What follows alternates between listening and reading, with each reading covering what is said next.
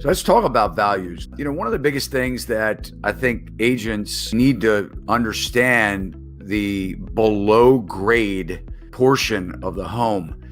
Because a lot of times when you're dealing with ranchers and things like that, it may have a full basement and you don't treat that the same, even though it has kitchens and bars and you can have bedrooms and things like that. So let's talk about basements. William?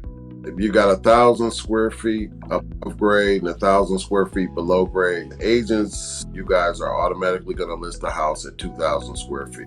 That's great for marketing, but agents need to understand the above grade square footage, that upper 1,000 square feet, we may do it at $50 a square foot. But below grade sometimes will go for $25 a square foot. If you've only got 2 bedrooms and 1 bath upstairs, that's what's going to get counted. That's what your house will be compared to. Other 2 bedroom, 1 baths, even though you have 3 bedrooms downstairs in the basement. Sometimes below grade will get added in with above grade on split levels, or if it's partially below grade, but it's a split. Your larger homes, $500,000, $700,000, $800,000, those get counted differently.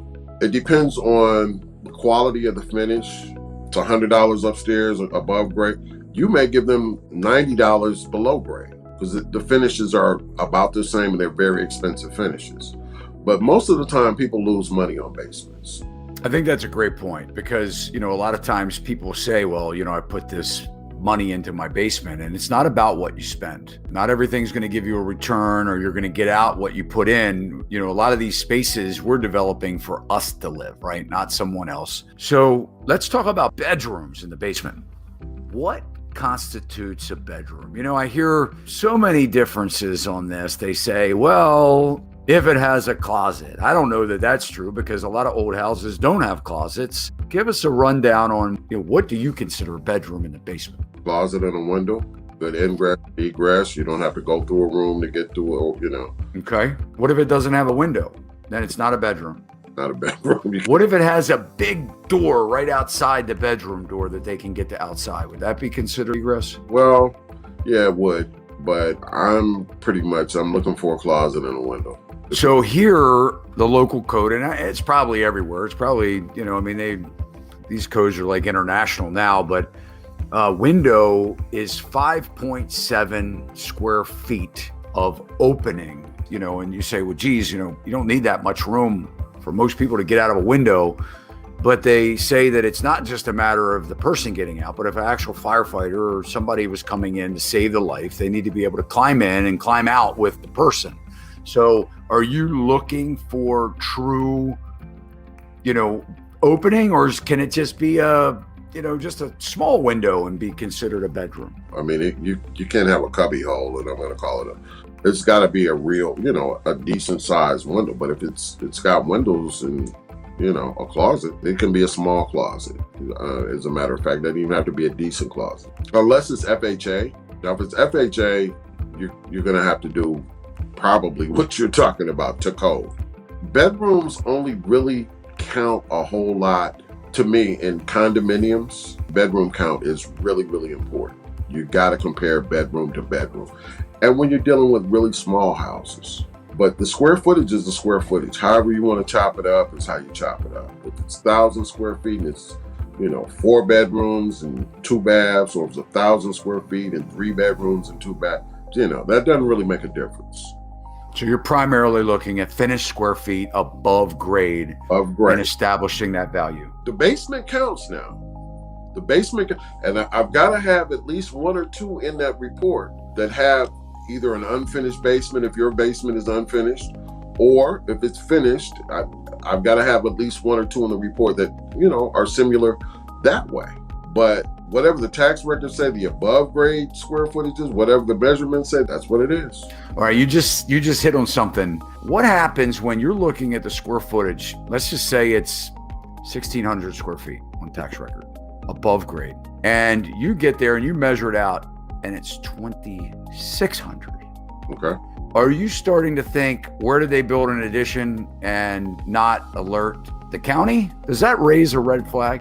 I'm gonna go to the tax records, and I'm gonna see if permits have been pulled, and you can see if permits have been pulled to do an addition. Is that expected of you from the bank? I don't know if the bank expects it, but appraisers need to do due diligence. Mm-hmm. That, if you show up and there's an extra 1,000 square feet here, yeah, you've got to ask some questions. And the assessors, they make mistakes all the time. They get square footages wrong all the time, but they're not going to be 1,000 square feet off. So how about, let's just kind of talk briefly on, is it good to have a swimming pool, bad to have a swimming pool? Do you add any money for that, or do you take away? It depends on the value range of the house. You're not taking away value for a swimming pool unless it's an old, beat up safety hazard. But a swimming pool on a $300,000 house, you may get $20,000, $25,000 value on it. Right. You spend $100,000. That you may get $20,000, $25,000. You get into your larger, more expensive properties, 7-figure properties, and they have an infinity pool, and that's where they add value, and that's where you're going to see some substantial dollars. Maybe a spa or something like that. It's right.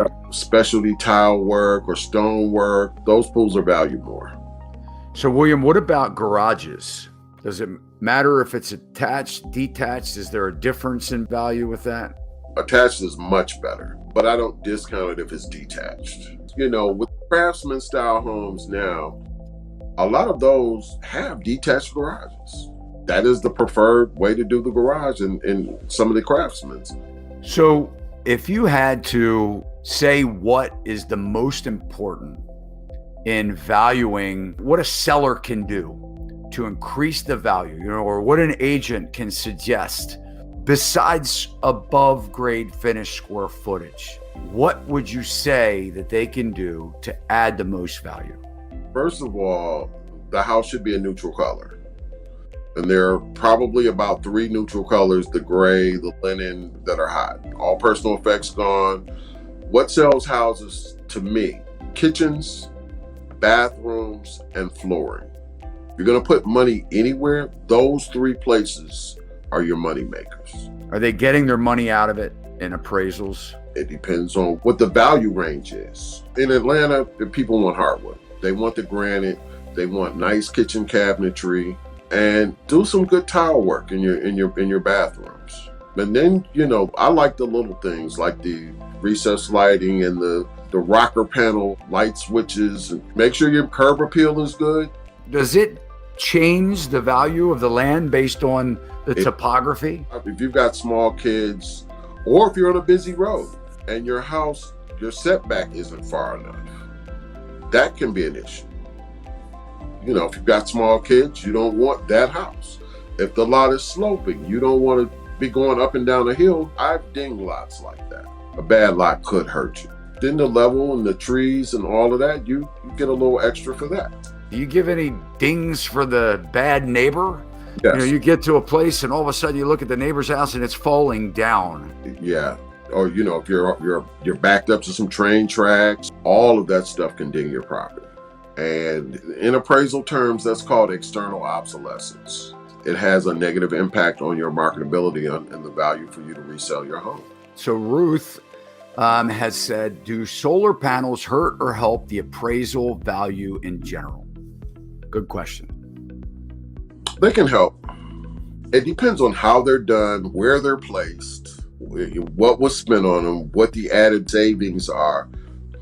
I don't think there's a blanket answer for that. It depends on the situation. They can help, but if you've got a bunch of solar panels facing the front of your house and it's on the front part of your house and it looks crazy, they can hurt. And it depends on the market as well. If we're in a windmill market where people are doing green energy and that kind of thing, hey, it could be great. But say you're urban or suburban, where nobody wants to see that, it could be a problem. So I don't think there's a blanket answer for that one. It's been very helpful for me. Obviously, this is something that we need to talk about. We need to know. We need education. If you're a real estate agent, you need to take William's advice. William, thanks again. Sachs Realty, Maryland broker number 607720, office number 443-318-4514, equal housing opportunity.